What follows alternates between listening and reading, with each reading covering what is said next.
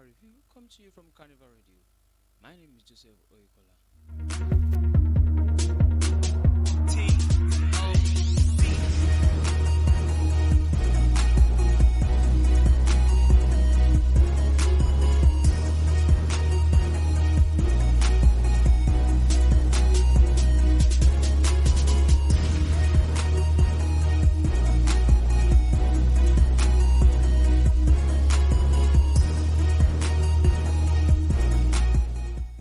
Begin the news. Here are the headlines.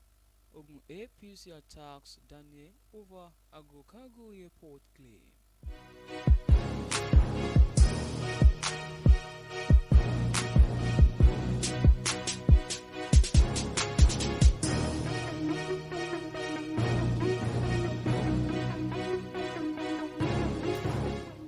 Detained accountant urges court to lift freezing order.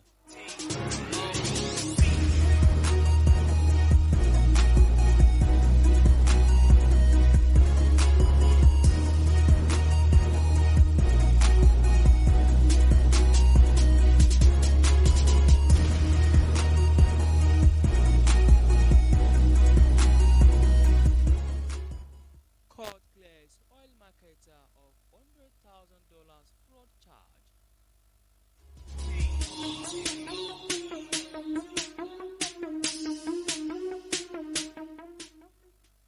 Digital cultural inventory coming, says NCAC boards.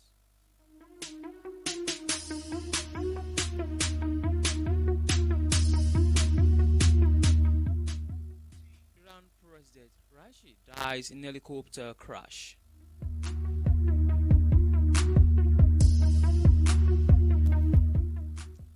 Nnamdi Kanu knows fate in fresh bail battle. House arrest demand today.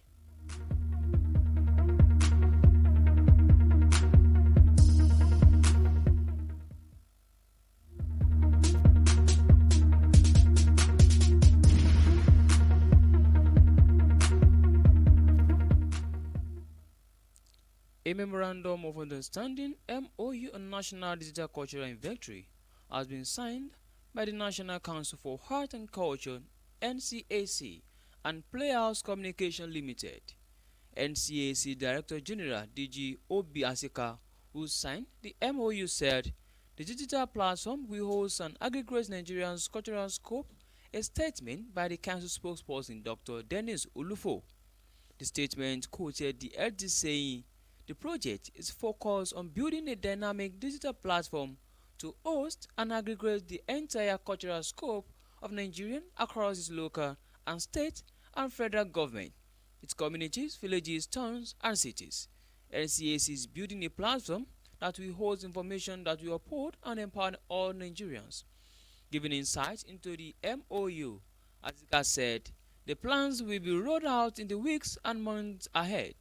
He said, the NCAC board agency will collaborate with monarchs and vice-chancellors of universities.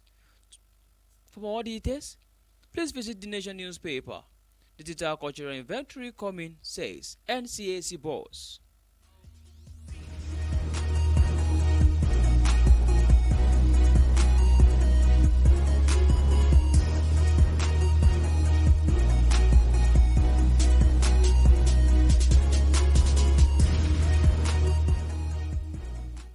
Meanwhile, the local chapter of the All Progressive Congress (APC) in Ogun State yesterday took on former Governor Tumba Daniel over his remarks on some ongoing projects in Gateway State. Daniel, now the senator representing Ogun East Senatorial District, allegedly claimed in a media chat that he initiated some projects including the Gateway Agokago Airport, which were underreported due to bad press. The airport project, which was kicked off 3 years ago by the Prince Dapo Abiodun administration, has the longest runway and largest apron in Nigeria and on the West African corridor. APC reacted through a statement by State Publicity Secretary Tunde Oladojoye, who dismissed the former governor's claim as nothing but a product of hallucination by serial failure. He insisted that the lawmaker did nothing to suggest seriousness of his administration to build any airport in the state, adding that the former governor, in his usual character, merely announced the proposed airport and the intending location as mere political statement for immediate gains. According to Oladunjoye, the area proposed for the airport by the Daniel administration remained a thick forest, alleging that the former governor played politics with the project. For more details, please visit the Nation newspaper. Ogun APC attacks Daniel over Agro-Cargo airport claim.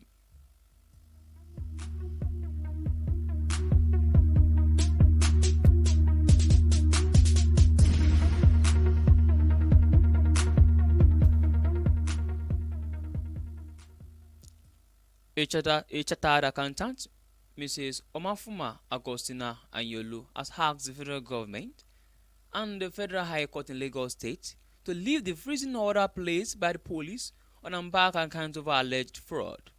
Omafum and her mother Lydia Abosede are facing trial over the alleged stealing of 1.5 billion belonging to the company of Mr. Peter Ololo. When the case came up for hearing on Thursday, counsel to defendants Olubusola Ashiru told the court that the business of the day was for the hearing of the defendant's motion seeking to leave the lien placed on the defendant's account and for the release of the properties illegally taken away from them by the police and the nominal complainant, Peter Ololo, the alter ego of the group of complaints. After some arguments between the prosecutor, Mr. Morufu Animashaun, and the defense counsel, Olubusola Ashiru, on the property or otherwise of the application, Justice Ogundare ordered Ashiru to move the application. Ashiru urged the court to grant an order lifting the lien placed on the defendant's account or unfreeze the various bank accounts that the police have frozen or placed post no debt. Ashiru also sought an order directing the prosecutor to release all the properties of the defendants taken away by the nominal complainant Peter Ololo, the estranged lover from the defendant. Ashiru said, while the matter was pending before Justice Ogundare, the prosecutor ran to another court to obtain an order to freeze the account and place liens on the defendant's properties. However, the prosecutor, in his 19 paragraphs counter affidavit filed in opposition to the defendant's motion, urged the court to dismiss the motion. Marufu Animasha, moving the court affidavit, urged the court to dismiss the application and order an accelerated hearing of the matter. He said the essence of the freezing order obtained by the prosecution from Justice Ibrahim Hamad Kala's court is to preserve the rest. According to him, there are persistent intelligence reports that the defendant through third parties are making efforts to dissipate the assets bought with the alleged proceeds of crime. For more details, please visit the Nation newspaper. Detained accountant urges court to lift freezing order.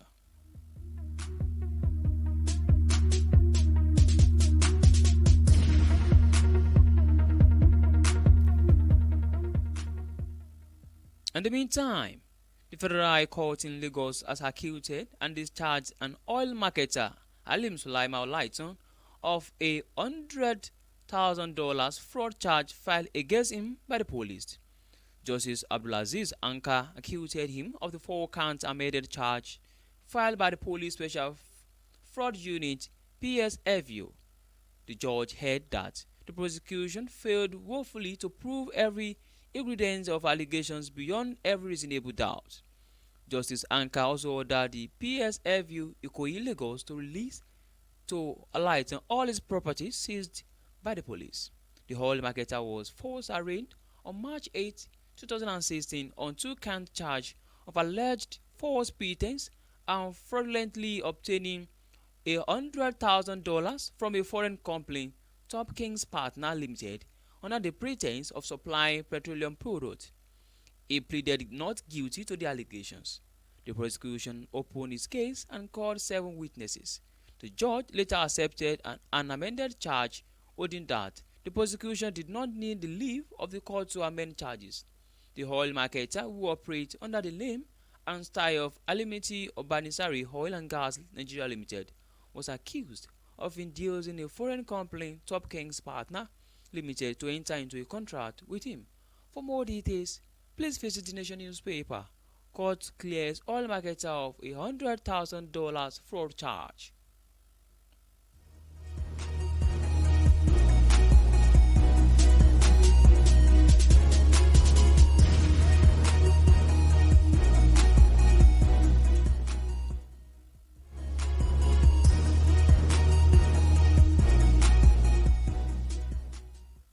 In another development, the detained leader of the Biafra Nation agitators, Nnamdi Kanu, will today, Monday, at the Federal High Court in Abuja, know his fate in his fresh request for restoration of his revoked bail and the removal from the custody of the Department of State Services (DSS) to a house arrest or prison custody. Justice Binta Fatimat Nyako will in the afternoon decide the fate of Kanu in a ruling billed to be delivered in respect of the request. The court had fixed today, May 27, shortly after taking argument from Kanu's legal team, led by Alo Ejimako, and that of the Federal High Court, represented by Adegboyega Awomola-San.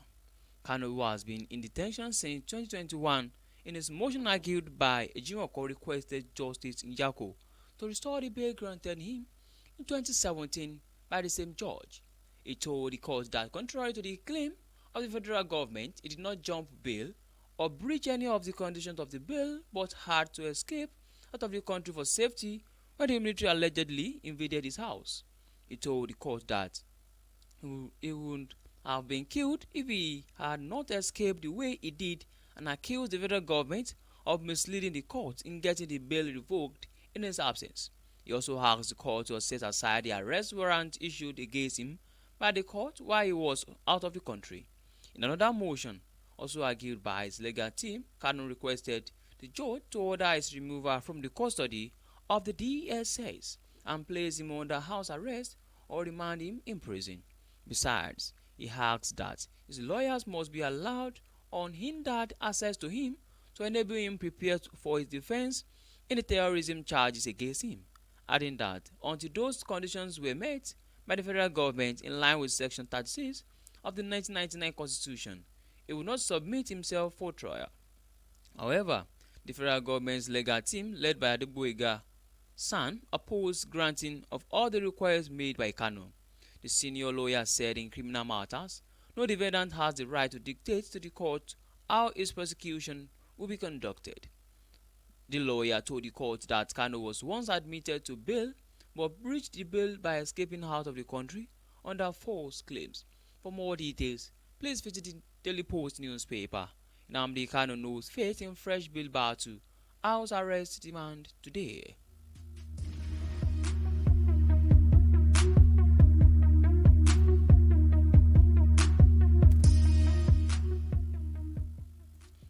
In another news, Iranian President Ibrahim Raisi has died in an helicopter crash at age 63.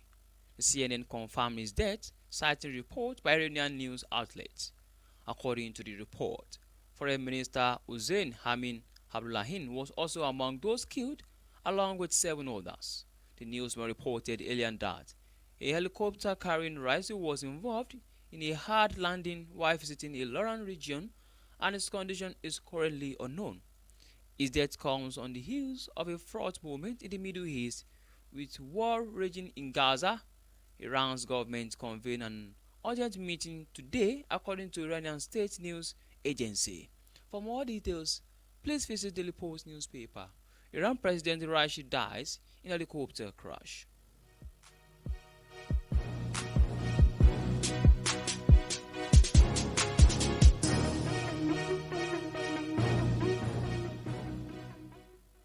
To end the news, here is the recap of the headlines. Ogun APC attacks Daniel over Argo Cargo Airport claim. Detained accountant urges court to lift freezing order. Court clears oil marketer of $100,000 fraud charge. Digital cultural inventory coming, says NCAC boss. Iran President Raisi dies in helicopter crash. Nnamdi Kanu knows fate in fresh bail battle. House arrest demand today. With that, we have come to the end of the newspaper review. Thank you for joining us. My name remains Joseph Oyokola. Enjoy the rest of your day.